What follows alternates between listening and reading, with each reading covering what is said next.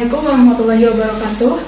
Perkenalkan, saya Mutia dari jurusan Kesehatan Masyarakat Universitas Siliwangi yang akan melakukan wawancara bersama Ibu Dr. Indah selaku Kepala Puskesmas Pataruman 1 Kota Banjar. Selamat pagi Ibu, bagaimana kabarnya? Pagi, alhamdulillah sehat. Nah, Ibu sebagai Kapus sudah membersamai Puskesmas Pataruman 1 ini sudah berapa lama? Kalau untuk Puskesmas Pataruman 1, saya baru mulai ditugaskan di sini sebagai Kepala Puskesmas itu dari awal 2022. Jadi mungkin kurang lebih mau 2 tahun. Menurut pandangan Ibu sebagai Kepala Puskesmas, apa sih peran utama Puskesmas dalam menjaga kesehatan masyarakat khususnya di wilayah kerja Puskesmas Pataruman 1?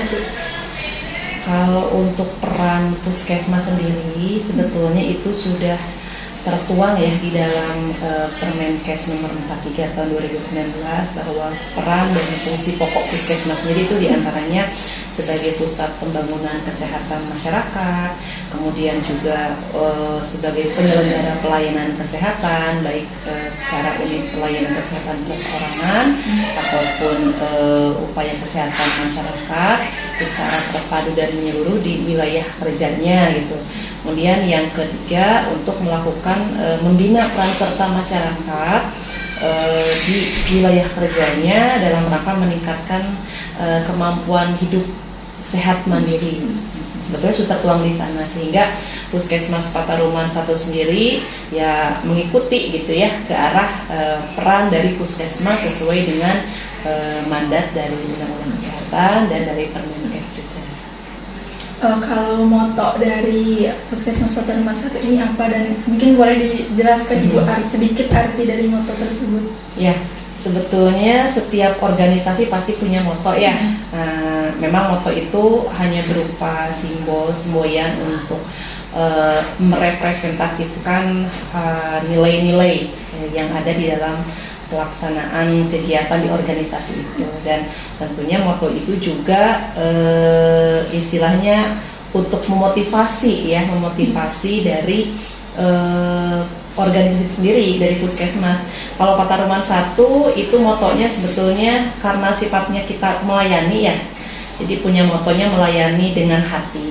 Jadi dari hati itu sendiri itu ada tata nilai tersendiri gitu ya. Kita punya tata nilai filosofi hati itu akronim dari haknya humanis ya. Humanis itu jadi harapan setiap kita melaksanakan kegiatan pelayanan kesehatan itu selalu mengedepankan sifat-sifat humanis gitu, seperti 5S ya.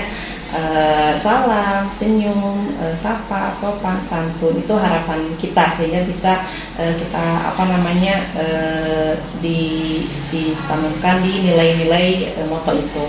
Kemudian yang keduanya A-nya itu akuntabel. Akuntabel itu harapannya setiap kita melaksanakan kegiatan pelayanan, apa yang kita laksanakan itu bisa tercatat, bisa terlaporkan.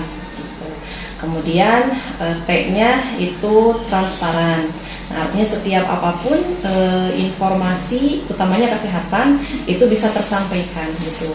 Secara khususnya ke masyarakat, begitupun setiap ada informasi mengenai hal apapun tentang kesehatan, itu bisa disampaikan juga ke internal kita sendiri.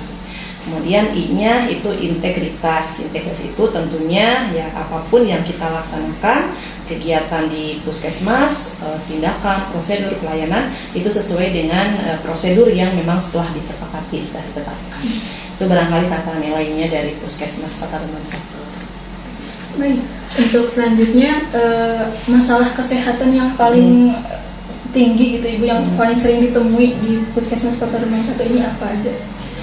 Kalau untuk masalah kesehatan memang banyak ya, dan setiap saat itu beragam gitu ya.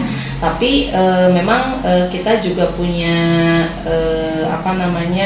prioritas masalah mana yang harus kita tindak lanjuti terlebih dahulu, itu masalah mana yang akan nanti kita tindak lanjut kemudian. Tapi memang sebagian besar masalah yang dihadapi di lapangan Kalau kita biasanya punya kegiatan survei mawas diri ya, SMD, itu untuk mengidentifikasi permasalahan kesehatan yang ada di masyarakat. Seringnya kita temukan itu seperti masalah counseling ya, sanitasi lingkungannya masih belum maksimal, belum baik gitu ya di lingkungan masyarakat di wilayah kerja Puskesmas Pataruman 1. Kemudian juga masalah angka kematian bayi balita juga masih tetap ada gitu ya. Itu juga menjadi masalah dan PR bersama juga. Kemudian juga tahun-tahun ini utamanya di awal tahun dulu sampai pertengahan itu kasus kejadian DBD ya, demam berdarah juga lumayan cukup tinggi juga. Itu juga menjadi permasalahan kesehatan juga sih yang menjadi PR juga untuk ditindaklanjuti bagaimana menghadapi kedepannya nanti agar minimal bisa diminimalisir gitu ya kejadiannya. Itu barangkali yang sering dihadapi. Kalau untuk program-programnya itu Ibu ada program unggulan untuk mengatasi permasalahan tersebut, itu apa saja? Kalau program unggulan, kalau disebut unggulan, sebetulnya kita belum ada yang dampaknya kelihatan ini banget gitu ya, progresnya kelihatan cukup signifikan gitu. Cuman kita juga ada program inovasi yang memang dikembangkan dari program yang sudah ada. Tujuannya ya untuk bisa meningkatkan cakupan gitu ya, cakupan. Sebetulnya ada program inovasi. Jadi ada 3 program sih ya. Ada Pagar Si Botak, itu pelayanan gerakan imunisasi jemput bola ke tempat tinggal anak. Jadi kegiatannya itu istilahnya kita pelayanan imunisasi yang nggak datang ke posyandu, kita lakukan dikunjungi gitu ya, baik ke rumahnya ataupun mungkin misalnya ke sekolah tempatnya bersekolah ya, jadi tidak terfokus di posyandu saja. Karena ini dasarnya memang latar belakang dari capaian imunisasi yang masih rendah di Puskesmas Pataruman 1. Kemudian ada juga program Kepoin Si Bidan, Kepoin Bu Bidan ya. Kepoin Bu Bidan ini jadi setiap ada ibu hamil yang dia periksa kesehatan di wilayah kerja kita itu wajib mempunyai nomor HP, nomor kontak ibu bidannya. Jadi kalau ada apa-apa itu segera hubungi ibu bidannya, jangan sampai ada permasalahan kehamilannya, kandungannya itu telat gitu kita dalam penanganan. Kemudian yang ketiga, yang ini terlihat hasilnya memang di tahun ini terlihat cukup lumayan ini ya progresnya, itu program Gemas Kerdasi ini gerakan Pataruman 1 berantas diabetes dan hipertensi. Jadi ini pengembangan dari program PTM, penyakit tidak menular. Karena kan sekarang itu kita ada pergeseran pola penyakit ya. Pola penyakit dari yang semula penyakit menular tinggi, nah sekarang itu pergeseran pola penyakit justru ke penyakit-penyakit yang tidak menular, justru yang ya angkanya tinggi, dan memang komplikasinya kalau kita biarkan tidak ditangani komplikasinya lebih berat gitu untuk penyakit tidak menular ini. Makanya kita karena capaian pun memang masih rendah, sehingga kita adakan program inovasi di program PTM ini dengan program Gemas Kerdasi. Jadi kegiatannya kita melaksanakan deteksi dini atau screening penyakit, khususnya penyakit diabetes hipertensi. Ini tidak terbatas di Posbindu PTM-nya. Gitu. Kalau Posbindu itu kan memang kita hanya terbatas ya. Jadi ke tempat-tempat kita mengejar sasaran ke tempat-tempat yang memang di luar Posbindu, seperti posyandu, kemudian juga ke tempat-tempat umum ya, atau kegiatan-kegiatan yang melibatkan banyak orang ya, seperti tempat peribadatan, pengajian, kemudian juga ke pasar barangkali ya. Kemudian juga ke pertemuan-pertemuan di instansi kita lakukan screening deteksi dini gitu. Jadi ini terlihat juga capaiannya di tahun ini pun ya lumayan meningkat gitu. Artinya kan harapannya itu kita masyarakat menjadi semakin lebih mengetahui, semakin banyak masyarakat yang tahu akan status kesehatan dirinya, sehingga ketika ditemukan ada hal-hal yang memang perlu kita tangani, itu bisa lebih cepat kita tindak lanjuti. Berarti Ibu untuk sasarannya itu semua usia gitu Ibu? Kalau untuk program yang Gemas Berdasi, ini sasarannya usia produktif. Jadi dari umur 15 sampai 59 tahun. Gitu, sesuai dengan di Juknis dari program PTM-nya sendiri. Kalau untuk imunisasi, sasarannya ya untuk anak-anak usia balita. Ya, minimal sih khusus untuk yang imunisasi lengkap ya ke balita ya bawah 2 tahun. Gitu. Kemudian kalau untuk yang kepoin ibu bidan, tentunya untuk sasarannya ibu hamil. Ya. Meskipun tidak untuk kemungkinan ibu bersalin pasca melahirkan pun masuk ke sasarannya. Ya. Untuk inovasi-inovasi yang tadi Ibu sebutkan tadi itu pasti ada tantangan gitu ya Ibu yang dihadapi. Nah, kira-kira tantangan apa saja dan bagaimana cara menanganinya? Untuk tantangan tuh pasti setiap program tuh ada ya.